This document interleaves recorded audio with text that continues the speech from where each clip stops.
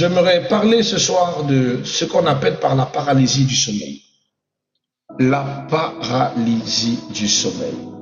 Je pense que vous avez déjà entendu parler de ça ou vous avez déjà expérimenté ce fait, cette chose, ce phénomène qu'on appelle par la paralysie du sommeil. C'est quoi la paralysie du sommeil? La paralysie du sommeil est un état dans lequel une personne se réveille ou s'endort sans pouvoir bouger, parler et parfois accompagné d'une sensation d'oppression, de peur intense. Alléluia. Ou de présence étrangère. Le plus souvent, vous êtes tétanisé. Pour certains, se voient même étouffés, comme si quelque chose les étranglait, comme si quelque chose s'appuyait sur leur torse pour les empêcher de respirer. C'est un phénomène qui arrive sur plusieurs personnes. Scientifiquement, elle est reconnue, elle existe biologiquement, et on pense que c'est quelque chose, c'est un état psychosomatique. Mais vous savez, j'aime la science. La science ne rejette pas la spiritualité. La science a une connotation qu'il apporte aux sciences de l'esprit qu'on appelle par la psychologie. Quand on parle de psychiatre, encore, ou quand on parle de psycho ou canalisme, bien aimé, on parle de ces personnes qui ont la capacité de pouvoir interroger votre esprit, de soigner votre esprit. Leur travail à eux, c'est de guérir pas les défauts physiques, mais les défauts psychiques. Donc voilà. Donc ils croient qu'il y a bien une psy qui existe. Je pense quand on parle de psy, je parle pas de psychologue, je parle d'esprit, d'influence dans votre esprit qui existe et qui mérite d'être soigné. Ça c'est scientifiquement parlant. Mais spirituellement parlant, ce soir, vous devez savoir les origines de la paralysie du sommeil. Pourquoi elle se manifeste et quelles sont ses influences et comment s'en débarrasser. C'est très important. Vous devez savoir que, bien aimé, la Bible nous enseigne que l'homme est esprit, âme et corps. 1 Thessaloniciens chapitre 5, verset 23. L'homme est esprit, âme et corps. Mais ce que j'aime surtout de ce que martèle la Bible, il dit en réalité dans l'homme, c'est l'esprit. Vous devez considérer les dimensions physiques, mais vous devez aussi considérer les conditions psychologiques et spirituelles sans tomber dans les extrêmes. La première des choses que nous voulons comprendre ce soir, ce sont les origines et les causes. Nous allons commencer par les causes naturelles. Quelles sont les causes naturelles de la paralysie du sommeil? Qu'est-ce qui cause naturellement la paralysie du sommeil? La Bible reconnaît la faiblesse du corps. Le corps est faible. Dans Matthieu chapitre 26, 41, la Bible dit « L'esprit est bien disposé, mais c'est la chair qui est faible. » Dans les causes possibles, naturelles, nous avons par exemple la fatigue excessive. Quand vous êtes extrêmement fatigué, quand vous manquez de sommeil régulier, que vous êtes hyper stressé, que vous êtes dans l'anxiété ou encore dans un traumatisme ou un déséquilibre de sommeil, il est fort probable que vous soyez à la merci de ce qu'on appelle par une paralysie de sommeil. Voilà pourquoi, bien aimé, j'aime toujours dire aux enfants de Dieu, prenez le temps de donner à votre corps en suffisant de ce qu'il en a besoin. Quand je parle de en suffisant de ce qu'il en a besoin, dans le sens de la logique, parce que le corps a tous les besoins du monde. Il peut avoir besoin de dormir, il peut avoir besoin de se distraire, il peut aussi avoir besoin de sexe, il peut aussi avoir besoin d'argent, patati patata. Mais quand on parle des besoins importants du corps, ce sont les besoins vitaux. C'est-à-dire, il a besoin de dormir. Vous ne pouvez pas prendre votre corps, le traiter comme un robot où vous n'avez pas du tout un espace de sommeil. Vous allez générer une fatigue générale, vous allez avoir une fatigue excessive, un manque de sommeil régulier, vous allez commencer à développer des déséquilibres de sommeil qui vont commencer à engendrer cette possibilité de pouvoir être affecté par ce qu'on appelle une paralysie du sommeil. Je vous le déconseille. Donc, donnez à votre corps le repos dont il le mérite. La deuxième des choses que je voudrais aussi que vous puissiez donner à votre corps, bien aimé, c'est la nourriture. Nourrissez-vous bien et sainement. Ça permet à votre corps non seulement d'être en forme, mais aussi de se réveiller en bonne santé. Évitez de manger tard avant de dormir, parce que vous donnez un grand travail à votre corps dans ce qui concerne le maintien de votre corps et dans la digestion. Ça va, vous étouffer et ça va vous alourdir. Et pendant votre sommeil, bien aimé, vous n'allez pas dormir profondément parce que votre corps prendra tout le temps, pendant que vous êtes en train de dormir, de faire plusieurs travaux en même temps, de digérer, de réparer, de restaurer. Et deux fois, il ne va pas faire tout ce travail. Il va se concentrer qu'à la digestion de votre nourriture pour que au moins vous ayez un semblant de force. Mais au matin, vous vous réveillerez fatigué. Ou même que vous pouvez manifester le problème de ce soir que nous parlons, qui est la paralysie du sommeil. Évitez ça. Je vous recommande de manger au moins plus tôt. Donnez votre corps la possibilité de digérer, de dormir pas en digestion constante, mais en semi-digestion.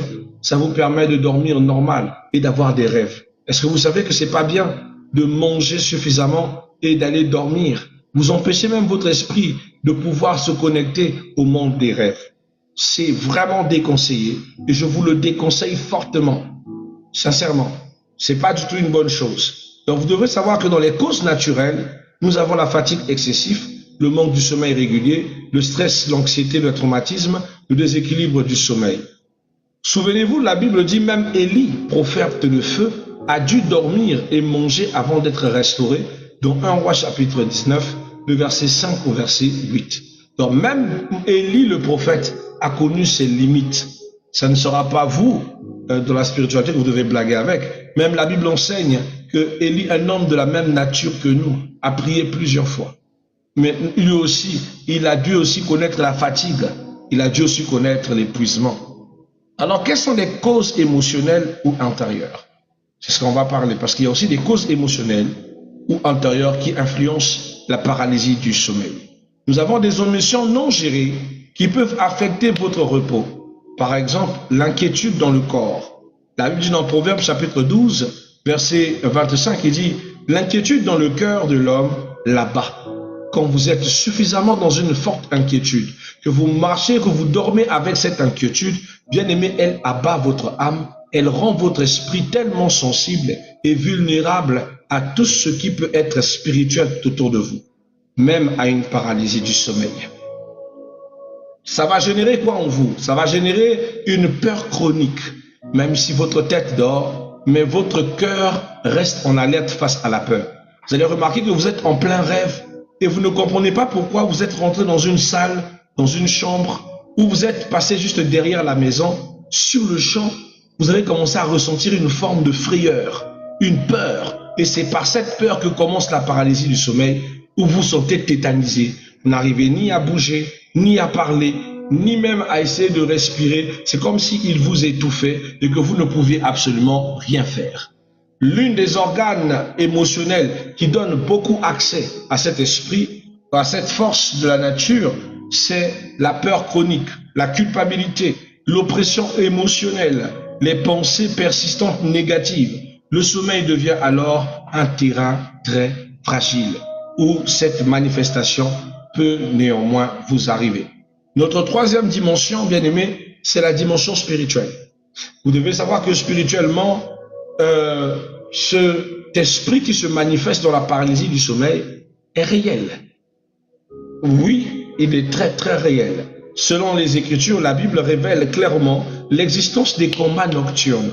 Par exemple, nous avons dans Éphésiens chapitre 6, 12, qui nous rappelle que nous n'avons pas lutté contre la chair et le sang, mais contre les principautés, les dominations, contre les forces des esprits qui sont dans les lieux célestes. Ça ne s'arrête pas là. Nous avons l'exemple, par exemple, de Job, qui est la belle exemple de la parole, où on voit pour la première fois ce phénomène se manifester. Nous sommes dans Job chapitre 7, verset 14. Bien aimé, Job va avoir ce qu'on appelle des cauchemars de frayeur, où lui aussi va être tétanisé de peur, parce que c'était le but de cet esprit. Avoir perdu tout ce qu'il avait, rendait Job vulnérable à la manifestation de la paralysie du sommeil. Rapidement, nous allons ouvrir notre Bible et savourer cette belle petite histoire. Alléluia.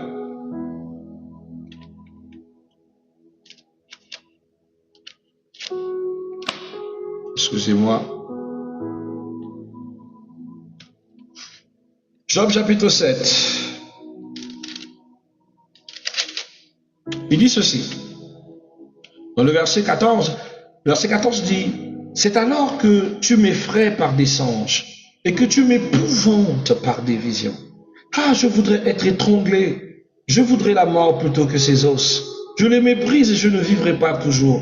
Laisse-moi, car ma vie, c'est qu'un souffle. » Il était dans une peur au point qu'il était terrifié, tétanisé, dans un état où il était à la merci du diable. Le diable l'a généré pour plus avoir du contrôle sur Job. Je vous parlais dernièrement que la porte est une paroi. La peur est une paroi. La peur est un espace qui permet l'esprit démoniaque d'agir dans toute sa complétude. Et c'est un état que vous ne pouvez pas prendre pour aller dans le combat spirituel. Vous ne devez jamais prendre la peur comme un état de prière, de combat spirituel.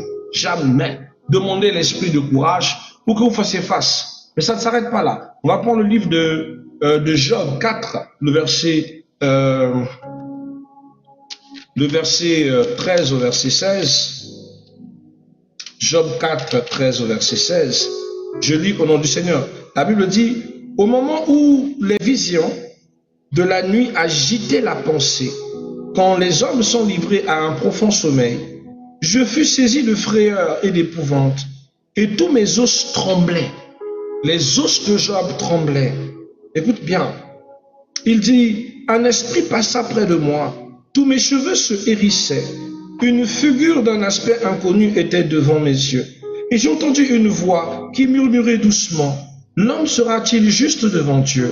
Serait-il pur devant celui qui le fait?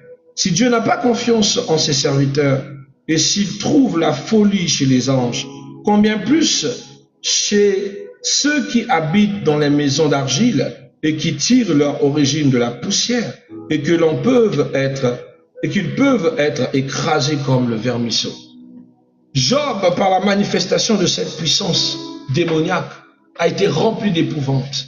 Ses os tremblaient, il ne pouvait plus bouger. Il était dans une totale forme d'épouvante, au point où il s'est retrouvé dans une simulation d'une paralysie, où il était là dans la peur profonde, à voir ce phénomène d'esprit devant lui, cette sensation de ne pas avoir la force de parler. Mais il pouvait écouter cette voix qui lui parlait dans son esprit, lui rappelant que tu as le pouvoir, tu as la capacité de changer la circonstance.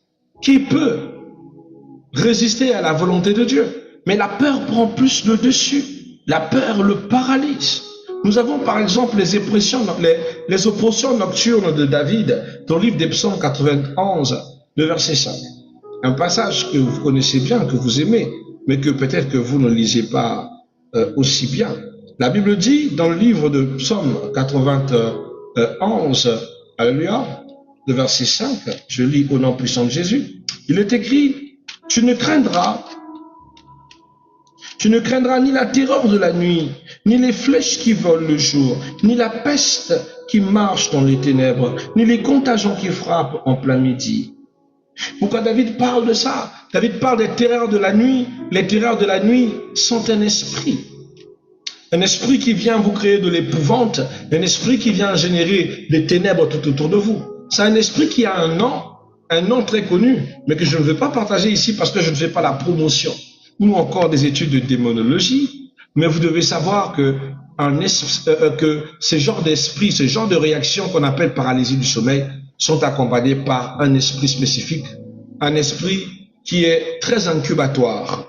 La paralysie du sommeil n'est pas toujours démoniaque, ça c'est une chose que vous devez savoir, mais peut devenir une porte spirituelle lorsqu'elle est répétitive et accompagnée de terreur et de visions oppressantes. Si vous voyez ce genre de signe pendant que vous manifestez votre paralysie du sommeil, sachez bien qu'il y a bel et bien un mauvais esprit derrière.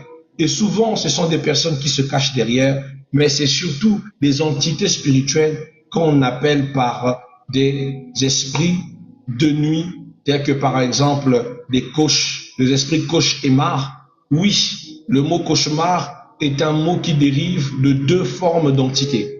On ferait des efforts, allez-y sur Google, allez-y sur tous les sites, écrivez origine du mot cauchemar. On va vous parler de l'origine grecque qui manifestait un esprit démoniaque, deux esprits démoniaques qui ont l'habitude de s'asseoir et de saisir l'homme et de le paralyser, de l'étouffer.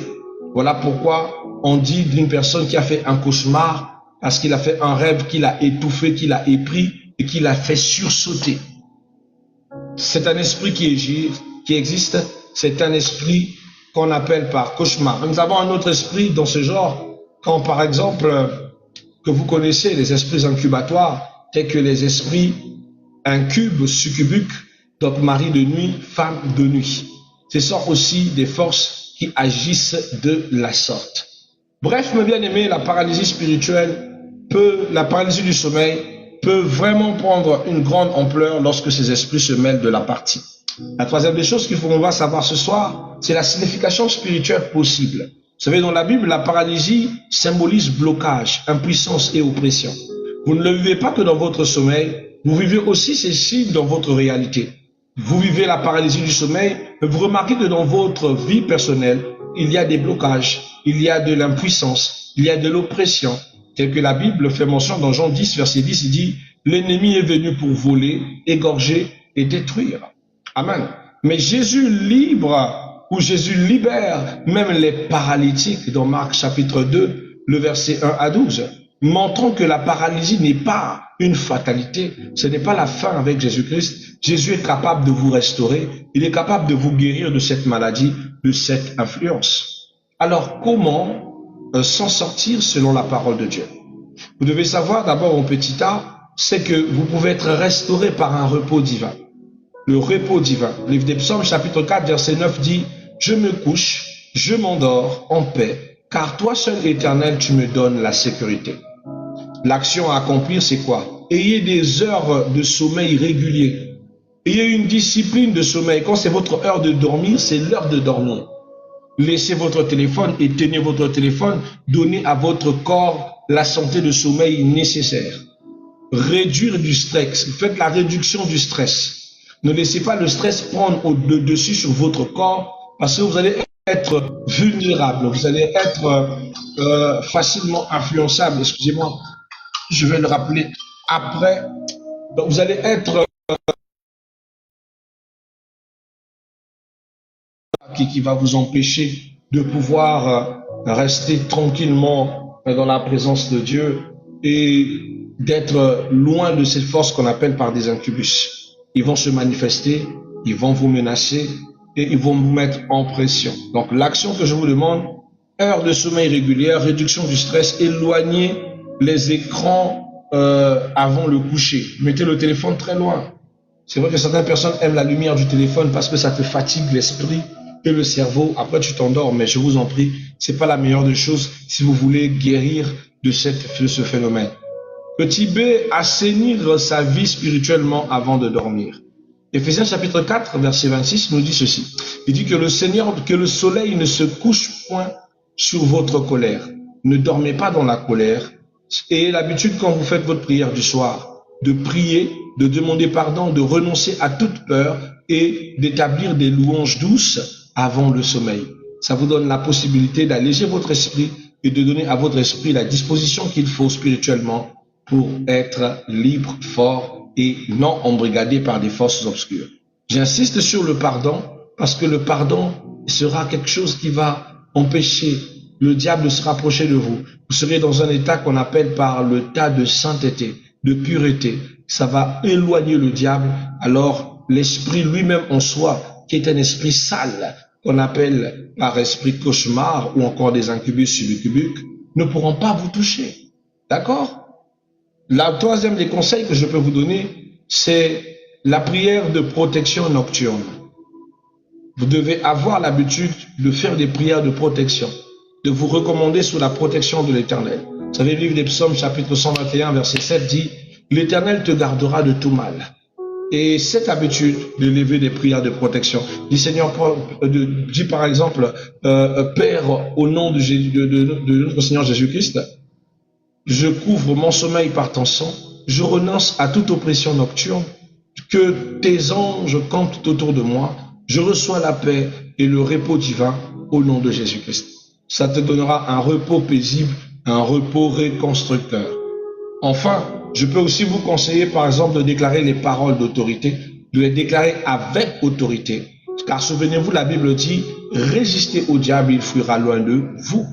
Donc, déclarer le psaume 91, je pense que les habitués connaissent déjà qu'à chaque fois qu'ils ont ce genre de cauchemar, ils ouvrent le psaume 91. Ce sont des versets que je te recommande, psaume 91, et l'habitude de proclamer Jean 14, verset 27, et aussi de confesser 2 Timothée, chapitre 1, 7. Pour ceux qui sont en train de noter, bien aimé, le psaume 91, de déclarer le psaume 91, de proclamer Jean 14, 27 et de confesser 2 Timothée chapitre 1, verset 7. Alléluia.